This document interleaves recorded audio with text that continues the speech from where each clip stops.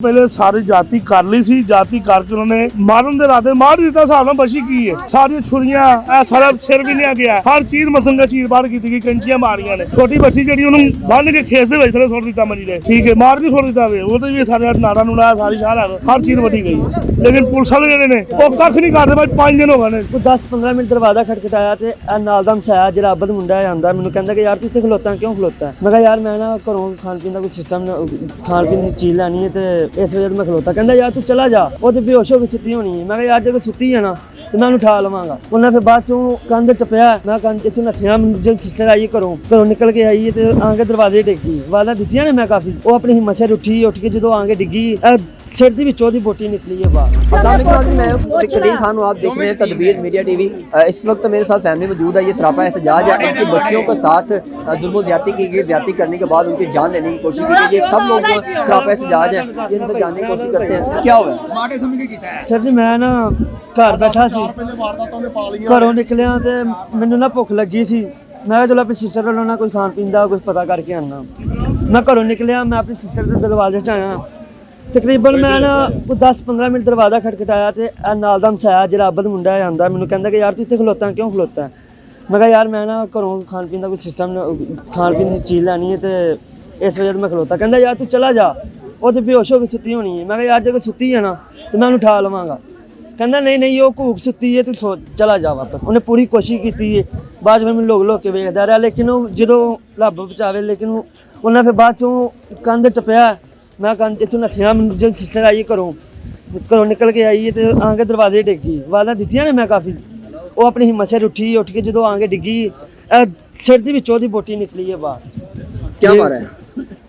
कैंची वगैरह छुरियां जार मारे इन्होंने काफी। क्या क्या मारते हैं, कैसे कैसे तशद्दुद करते रहे? कैंचियां डंडे, कैंचियां कुहारी, छुरियां मारियां, छुरियां ही मारी, कैंची कुहारी छुरियां मारियां, कुहारी मारी ने, ये 2 डक सिर कीता।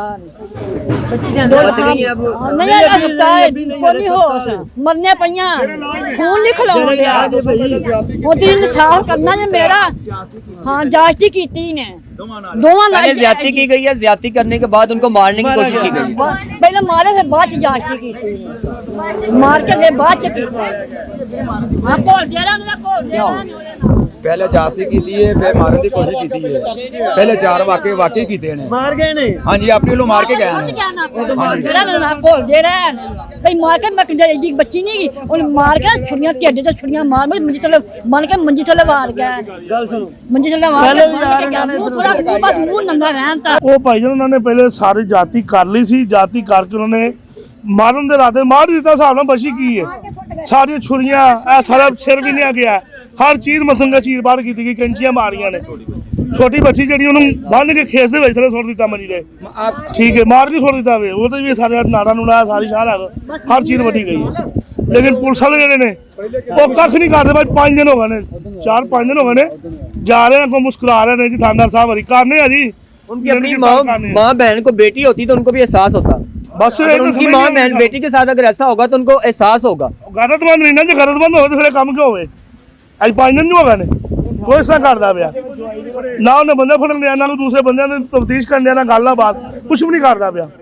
सिर्फ वो ठीक है जी मैं करना कार्रवाई मैं कर रहा हूँ। थाना कौन सा है? मार्केट थाना शादरा टाउन जी। बिल्कुल ये कोई कच्चे का इलाका नहीं है, कोई कराची का इलाका नहीं है, सिंध का इलाका नहीं है, ये लाहौर का इलाका है।